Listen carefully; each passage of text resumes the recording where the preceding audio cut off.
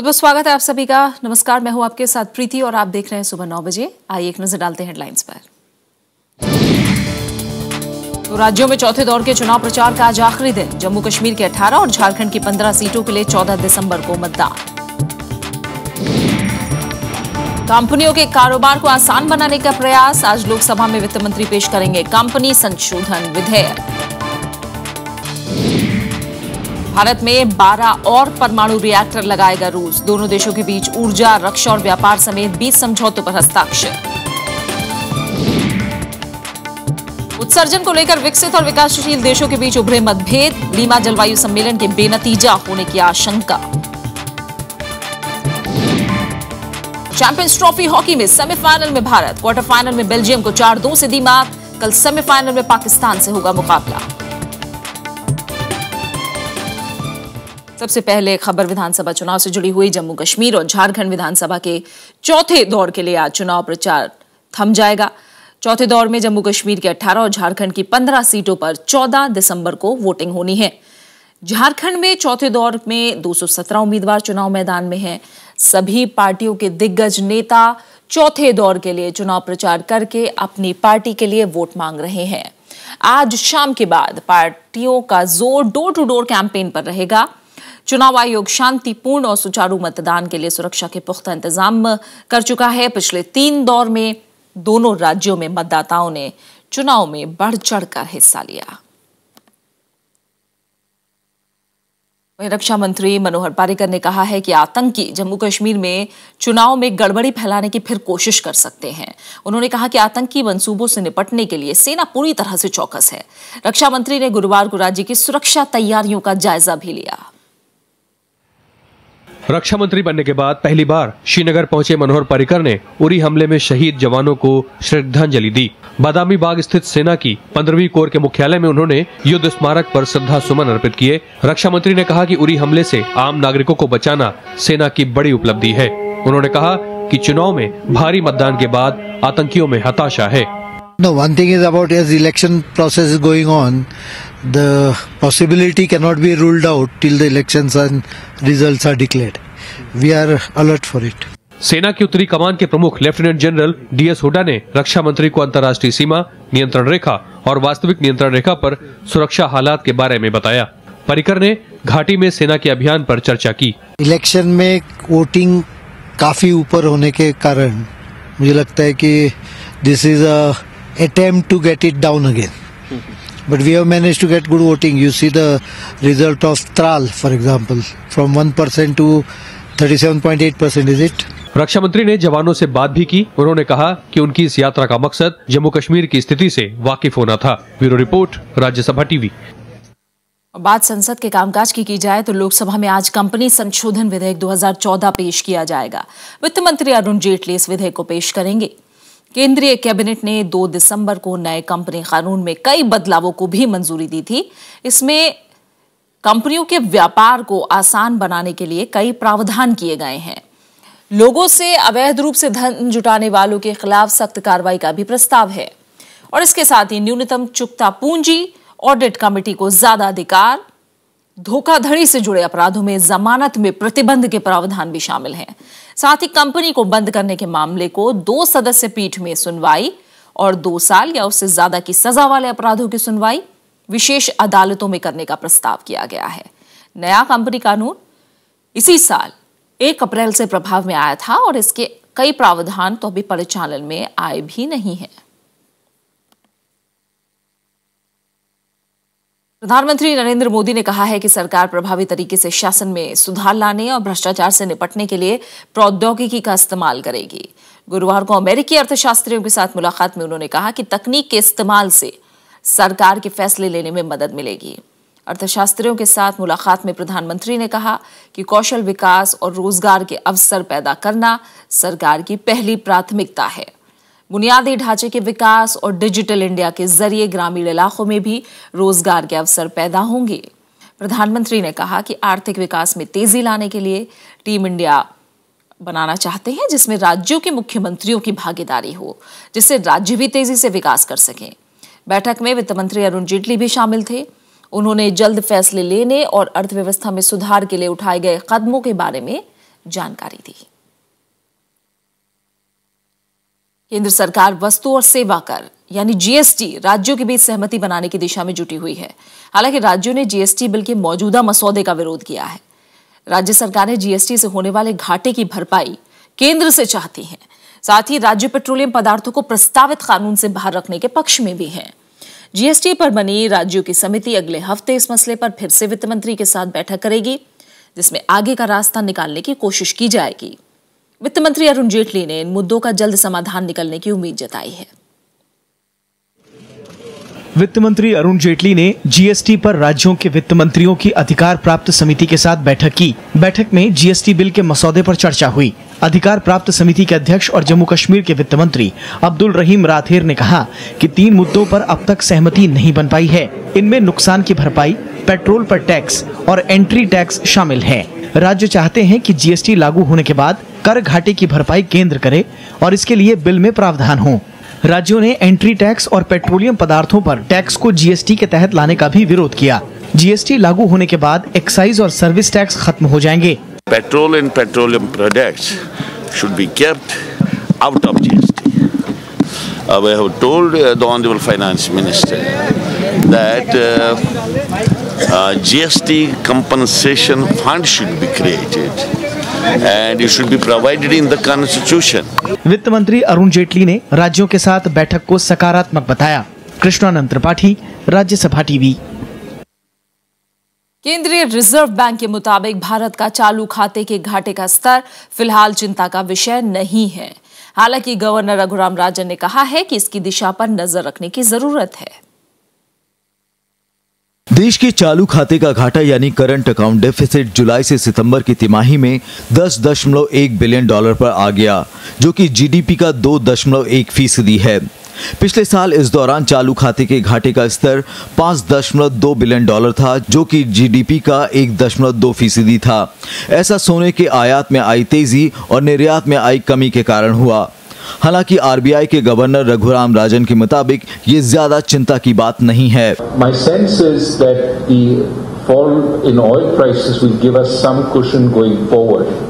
How long we can rely on that? Again, it's a matter of some uncertainty. But I'm also hopeful that as inflation comes down and fixed income securities become more attractive. गुरुवार को कोलकाता में हुई एक बैठक में governor राजन ने माना कि ब्याज दरों में कटौती का विकास की रफ्तार पर असर तो पड़ेगा, लेकिन सिर्फ कटौती ही काफी नहीं होगी। उन्होंने बताया कि केंद्रीय बैंक और सरकार के बीच विदेशी बैंकों के जरिए प्राथमिकता वाले क्षेत्रों को कर्ज दिए जाने के नियमों को लेकर बातचीत चल रही है। Bureau report, Rajya Sabha TV. Rajya Sabha में अल्पकालिक चर्चा के दौरान सदस्यों ने मौजूदा कृषि संकट पर चिंता जाहिर की है। सदस्यों ने किसानों की आत्महत्या, कर्ज माफी और न्यूनतम समर्थन मूल्य समेत किसानों से जुड़े मुद्दों पर अपने विचार रखे। केंद्रीय कृषि मंत्री राधा मोहन सिंह ने कहा है कि देश में किसान की स्थिति में सुधार के लिए हर मुमकिन कोशिश की जा रही है। मजबूत बनाया जाए। कृषि मंत्री राधा मोहन सिंह ने किसानों से जुड़े मुद्दों के हल के लिए सभी से मिलकर काम करने की अपील की। राज्यसभा में अल्पकालिक चर्चा का जवाब देते हुए कृषि मंत्री ने इसी वित्तीय साल में नई कृषि बीमा योजना लाने का भरोसा दिलाया। 3 बैठकें हमारी हो चुकी है। एक बार हम सब प्रमुख नेताओं के साथ भी बैठेंगे और इसी वित्तीय वर्ष में निश्चित रूप से नई कृषि बीमा योजना लाएंगे। हम इतना ही सदन को और पूरे देश को भरोसा दिलाना चाहते हैं कि आज जो कुछ भी विसंगतियां हैं वो हमारे पुराने नीतियों का परिणाम है। कृषि संकट पर अल्पकालिक चर्चा की शुरुआत कांग्रेस सांसद आनंद शर्मा ने की। उन्होंने महाराष्ट्र, आंध्र प्रदेश, तेलंगाना और गुजरात में कपास किसानों की आत्महत्या का मुद्दा उठाया। कांग्रेस सांसद दिग्विजय सिंह ने कहा कि किसान न्यूनतम समर्थन मूल्य से भी कम कीमत पर फसल बेचने को मजबूर हैं और बिचौलिए फायदा कमा रहे हैं। किसान की ये हालत है, आपने प्रोक्योरमेंट घटा दी, एक्सपोर्ट हो नहीं रहा, कीमत टूट गई, आत्महत्याएं चल रही हैं। यहां पे खेल तमाशा हो। आपकी सोच क्या है? ये सदन ही नहीं है, देश भी जानना चाहता है। किसान के भाव कम हो गए मार्केट में, लेकिन उपभोक्ता के भाव कम नहीं हुए। कपास सस्ता हो गया, कपड़ा सस्ता नहीं हुआ। धान सस्ता हो गया, चावल सस्ता नहीं हुआ। तिलहन सस्ता हो गया, तेल सस्ता नहीं हुआ। आखिर किसको लाभ हुआ? समाजवादी पार्टी सांसद रामगोपाल यादव ने कृषि क्षेत्र की उपेक्षा की बात कही और किसानों की कर्ज माफी का मुद्दा उठाया। जिनका कर्ज है बहुत बड़ा, जिन लोगों पे, इंडस्ट्रियलिस्ट लेके और कॉर्पोरेट घराने के लोगों पे, उनको और कर्ज दे देते हैं ताकि वो कमा सकें और रिपे कर सकें, लेकिन किसान के प्रति ये नहीं। जितना आपने राइट ऑफ कर दिया उतना अगर किसानों को दे दें तो सारे किसानों का कर्ज माफ हो सकता है। इसके अलावा किसानों के आज के हालात पर राज्यसभा में हुई अल्पकालिक चर्चा में कई और सांसदों ने हिस्सा लिया। रविंद्र सिंह शोरान, राज्यसभा टीवी। लोकसभा में गुरुवार को सरकार ने माना कि देश में धर्म परिवर्तन रोकने के लिए कानून बनाए जाने की जरूरत है। आगरा में धर्म परिवर्तन की घटना के मुद्दे पर लोकसभा में चर्चा हुई। जवाब में सरकार ने इसके लिए राजनीतिक दलों और राज्यों में सहमति की जरूरत बताई। चर्चा के दौरान सरकार के जवाब से असंतुष्ट विपक्ष ने वॉकआउट किया। लोकसभा में गुरुवार को विपक्ष की मांग पर आगरा में हुए धर्म परिवर्तन की घटना के मसले पर चर्चा हुई। संसदीय कार्य मंत्री वेंकैया नायडू ने कहा कि लालच देकर या दबाव डालकर धर्म परिवर्तन करवाने की घटनाओं को रोकने के लिए कानून बनाए जाने की जरूरत है। What I appeal to all parties in the country is seriously introspect on this. Let there be anti-conversion laws in all the states. Let there be anti-conversion law at the center also. Let us all seriously work towards the progress.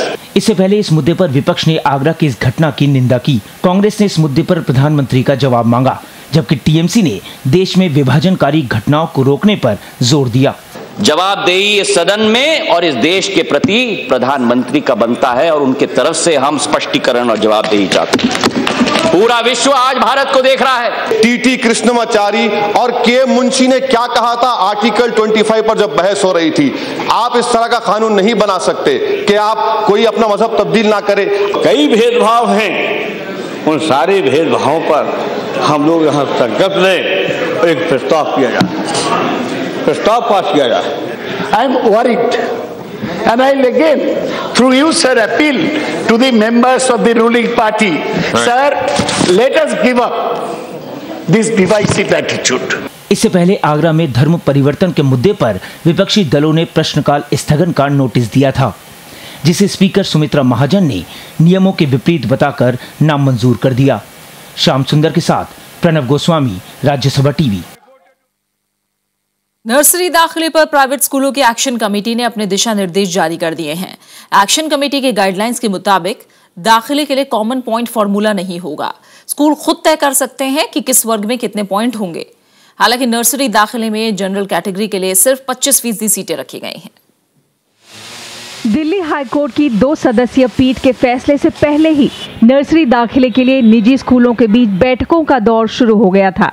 दाखिले के फॉर्मूले तय करने की छूट से निजी school प्रबंधन बेहद खुश है। हाईकोर्ट के फैसले के बाद निजी स्कूल की एक्शन कमेटी का कहना है कि इससे स्कूलों की स्वायत्तता बरकरार रखने में मदद मिलेगी। We have also said that along with the responsibility or the freedom that we have been able to achieve, there is also need to demonstrate that we are accountable to the public.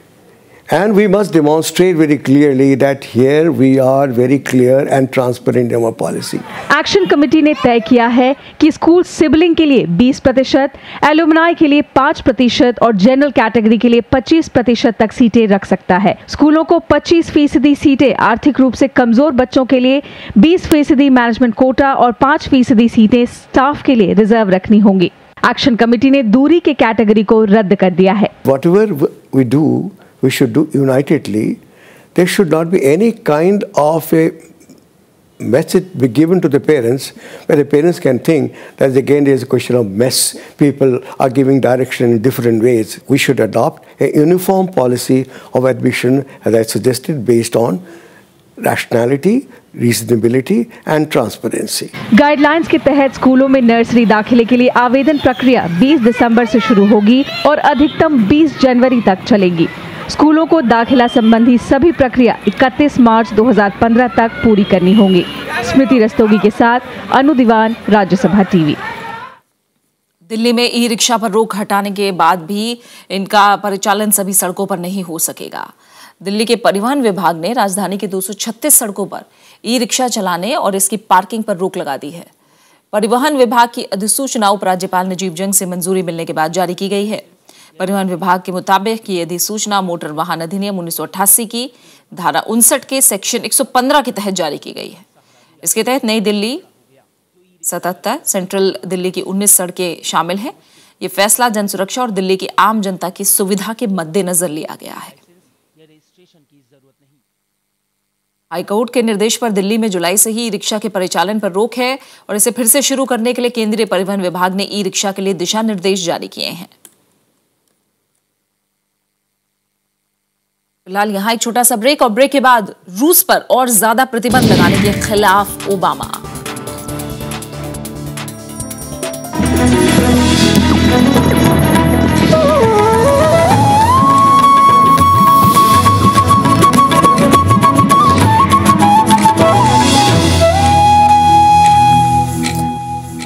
के बाद आपका स्वागत है।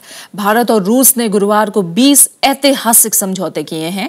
इनमें देश में रूस की मदद से 12 नए परमाणु रिएक्टर लगाना शामिल है। रूस ने रक्षा साजो सामान के भारत में उत्पादन का प्रस्ताव भी रखा है। प्रधानमंत्री नरेंद्र मोदी और रूस के राष्ट्रपति व्लादिमीर पुतिन के बीच गुरुवार को शिखर वार्ता हुई। दोनों नेताओं ने अकेले में आपसी, अंतर्राष्ट्रीय और क्षेत्रीय मसलों पर विस्तार से चर्चा की।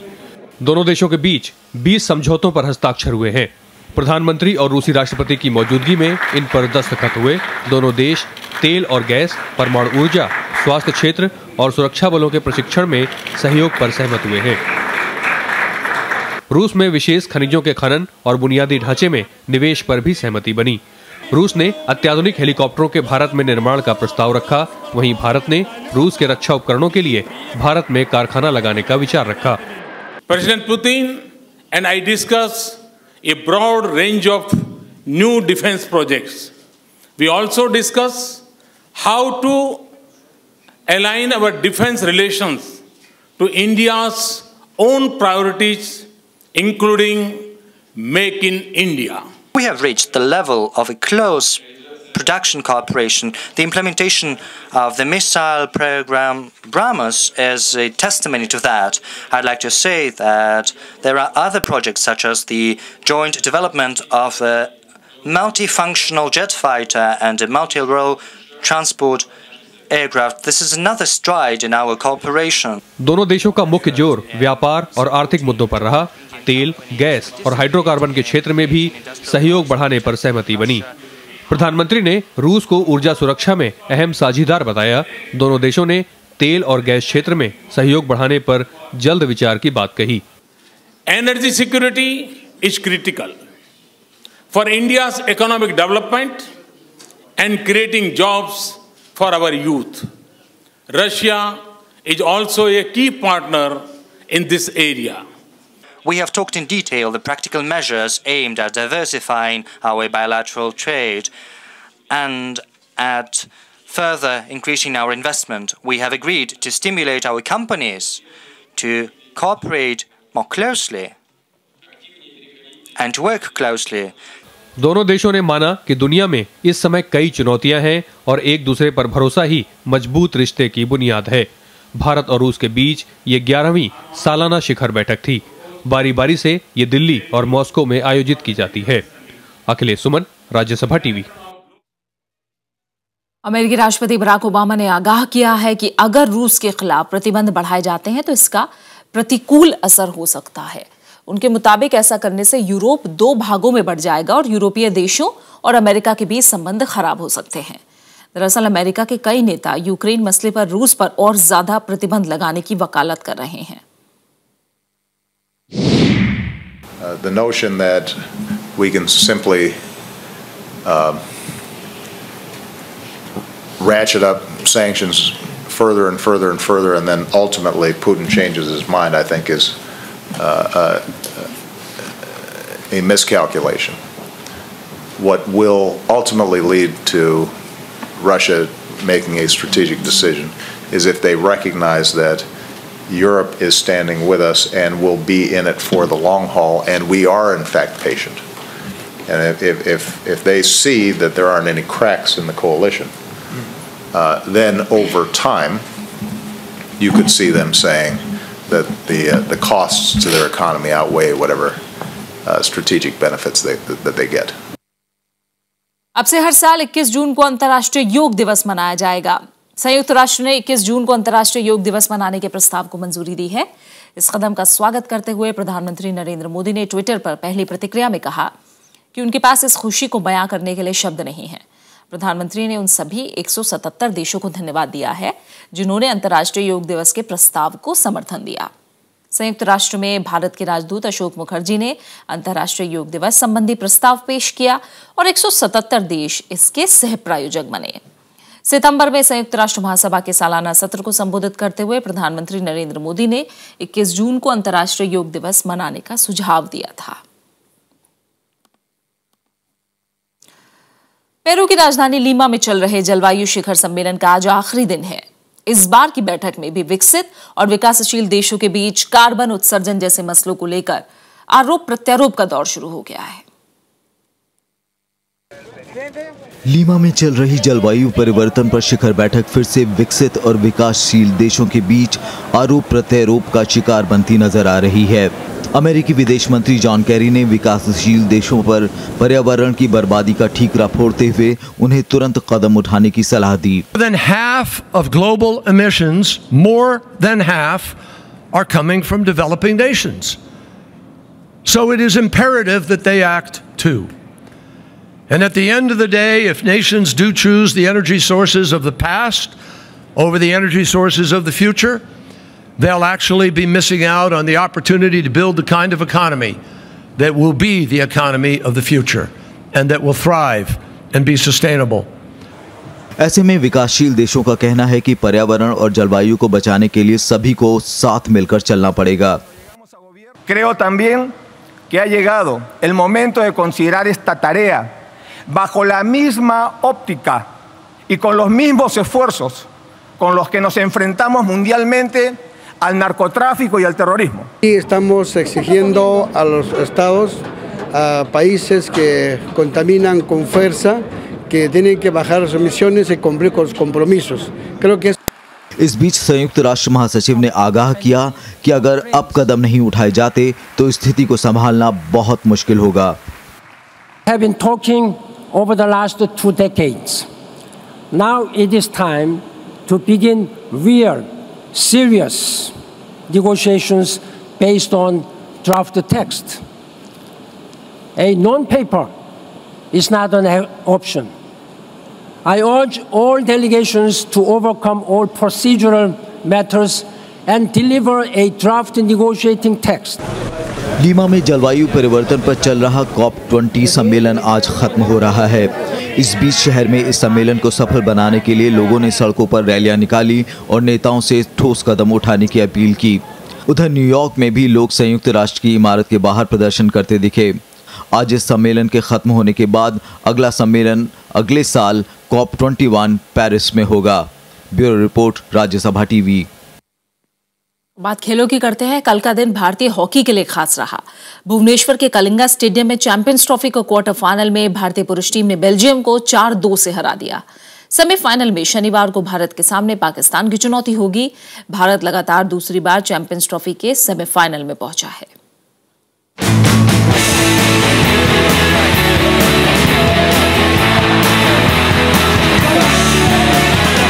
चैंपियंस ट्रॉफी हॉकी के क्वार्टर फाइनल में आत्मविश्वास से लबरेज भारत ने बेल्जियम को 4-2 से रौंद कर सेमीफाइनल में जगह बनाई। हालांकि फेलिक्स डेनायर के 12वें मिनट और डॉकियर के 18वें मिनट में गोल की बदौलत बेल्जियम में 2-0 की बढ़त बना ली थी। लेकिन भारतीय खिलाड़ियों ने दर्शकों के अपार समर्थन से उत्साहित हो शानदार वापसी की। भारत ने 18वें मिनट में ही जवाबी हमला करते हुए पेनाल्टी कॉर्नर हासिल किया और रुपेंद्र पाल सिंह ने गेंद को गोल पोस्ट में पहुंचाने में कोई गलती नहीं की। इसके बाद भारत के हमले तेज हुए। 27वें मिनट में SK उथापा ने बराबरी का गोल दाग दिया। तीसरे क्वार्टर में 41वें मिनट में आकाशदीप ने जैसे ही तीसरा गोल दागा, दर्शकों के शोर से आसमान गूंज उठा।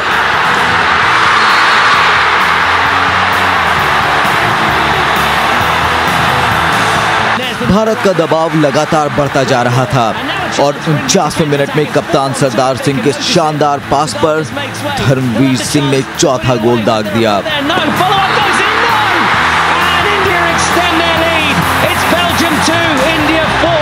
शनिवार को होने वाले सेमीफाइनल में भारत पाकिस्तान से भिड़ेगा, जबकि दूसरे सेमीफाइनल में विश्व चैंपियन ऑस्ट्रेलिया के सामने जर्मनी की चुनौती होगी।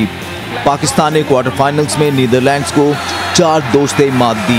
Bureau report, Rajya Sabha TV. Nobel पुरस्कारों के समारोह की श्रृंखला में कल नॉर्वे की राजधानी ओस्लो में एक संगीत उत्सव का आयोजन किया गया, जिसमें पश्चिमी देशों के नामी गिरामी गायकों ने हिस्सा लिया और शांति का संदेश देने वाले गीत गाए। हॉलीवुड फिल्मों की मशहूर कॉमेडी स्टार और हिप हॉप आर्टिस्ट क्वीन लतीफा ने नोबेल म्यूजिक कॉन्सर्ट की शुरुआत की और अपने गीत I know where I have been से सबका दिल जीत लिया। In the darkness, though the night is black as my skin. इसके बाद बारी थी ग्राबियाल की, जिन्होंने अपने सिंगल फेम फिना फ्रॉकनर गाकर समा बांध दिया।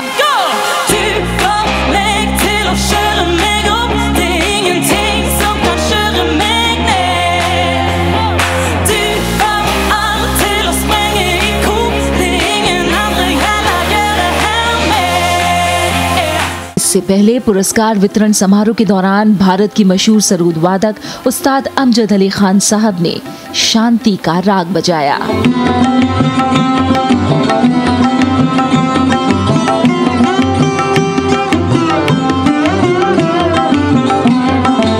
इससे पहले पाकिस्तानी गायक राहत फतेह अली खान ने भी अल्लाहू की हुनकार भर के पूरे माहौल को शांतिमय कर दिया। कुल मिलाकर नोबेल शांति पुरस्कारों के संगीत की आवाज ने हिंसा और अराजकता की आवाज को दबाने में कोई कसर नहीं छोड़ी। Bureau report, Rajya Sabha TV. Bharat में अगर किसी अभिनेता की शोहरत जुनून की हद तक है तो वो है रजनीकांत। तमिल, तेलुगु, कन्नड़ और हिंदी फिल्मों में अभिनय कर चुके रजनीकांत को लोग प्यार से थलाइवर भी बुलाते हैं। उनकी एक अदा के लोग कायल हैं। उनकी फिल्मों ने कॉमर्शियल फिल्मों की सफलता के सभी रिकॉर्ड तोड़े हैं। उनकी लोकप्रियता को देखते हुए इस बार के गोवा फिल्म फेस्टिवल में उन्हें सदी की शख्सियत के पुरस्कार से नवाजा गया। आज उनका जन्मदिन है। आइए देते हैं थलाइवर को जन्मदिन की शुभकामनाएं और देखते हैं फिल्मों में उनके कुछ यादगार लम्हे।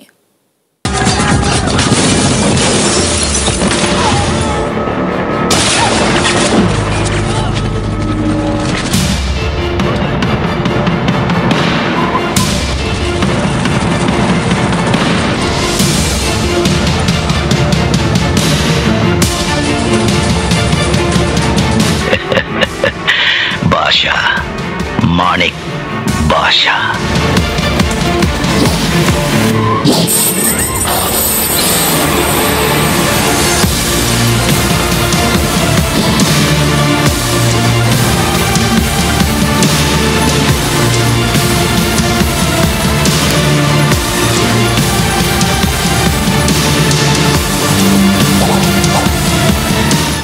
सारा करना।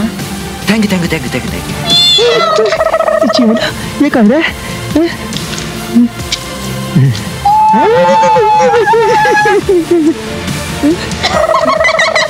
சாரி வெளியில சொல்லிட மாட்டீங்களே. நான் ஒரு தடவை சொன்னா 100 தடவை சொன்ன மாதிரி.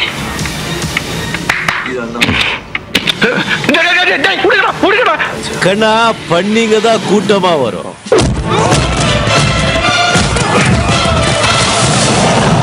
சிங்கம் சிங்கலா தான் வரும். பராசக்தி ஹீரோடா.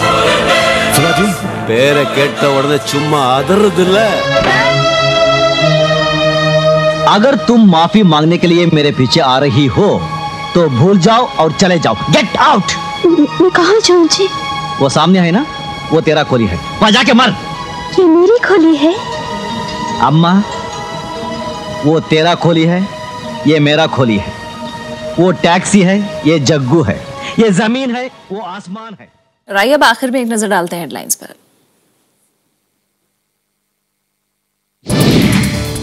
तो राज्यों में चौथे दौर के चुनाव प्रचार का आज आखिरी दिन। जम्मू कश्मीर की 18 और झारखंड की 15 सीटों के लिए 14 दिसंबर को मतदान। कंपनियों के कारोबार को आसान बनाने का प्रयास। आज लोकसभा में वित्त मंत्री पेश करेंगे कंपनी संशोधन विधेयक। भारत में 12 और परमाणु रिएक्टर लगाएगा रूस। दोनों देशों के बीच ऊर्जा, रक्षा और व्यापार समेत 20 समझौतों पर हस्ताक्षर। उत्सर्जन को लेकर विकसित और विकासशील देशों के बीच उभरे मतभेद। लीमा जलवायु सम्मेलन के बेनतीजा होने की आशंका। चैंपियंस ट्रॉफी हॉकी के सेमीफाइनल में भारत, क्वार्टर फाइनल में बेल्जियम को 4-2 से दी मात। कल सेमीफाइनल में पाकिस्तान से मुकाबला।